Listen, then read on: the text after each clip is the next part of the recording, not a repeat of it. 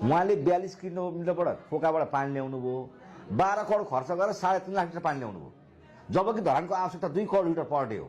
3.5 lakh litre पानी ल्याएर अनि झारेर चाहिँ भिडियोमा देखाएर अनि पानी आयो भन्नुहुन्छ, त्यो त भ्रष्टाचार भयो, अपचलन भयो। 1 करोडमा अहिले 20 लाख लिटर पानी आउँछ यहाँ। उहाँले 12 करोड पैसा खर्च गरेर पानी ल्याउनु हिसाब किताब छैन, त्यो फाइल अहिले अख्तियारमा छ। तर पानी ल्यायो भन्छ कहीँ ए भ्रष्टाचार भयो त्यहाँ। उहाँसँग हिसाब देखाउन सक्नुहुन्छ? देश विदेशबाट आएको सहयोगबाट हो। अनि त्यो उहाँलाई के घर बनाउँदिएको हो र? हर्कला दिएको भए त पहिले दिइहाल्थ्यो नि। धरान नगरपालिकाले दिएको नि त, मेरा दिएको नि त, होइन र? अनि म वडा अध्यक्ष दिएँ भने मैले जनताको सार्वजनिक कुरा होइन देखाउनु पर्ने हिसाब। उहाँले मेयरलाई चाहिँ गोलीमा हाल्नु दिएको हो त? मेयरले भ्रष्टाचार गरे भन्ने आरोप हो स्वाभाविक रूपमा त्यसको हिसाब मलाई देखाउन सक्नुहुन्छ? त्यो त क्लियर छ। कति गरे भ्रष्टाचार केही छ अनुमान? होइन, उहाँले त्यो हिसाब देखाउन सक्नुहुन्छ 12 करोडको। उहाँले पुष्टि गर्नु खानेपानी बोर्डको चाहिँ भ्रष्टाचार भएको छ, त्यहाँ भ्रष्टाचार भएको छ, हामीले भनिरहेको छौँ त।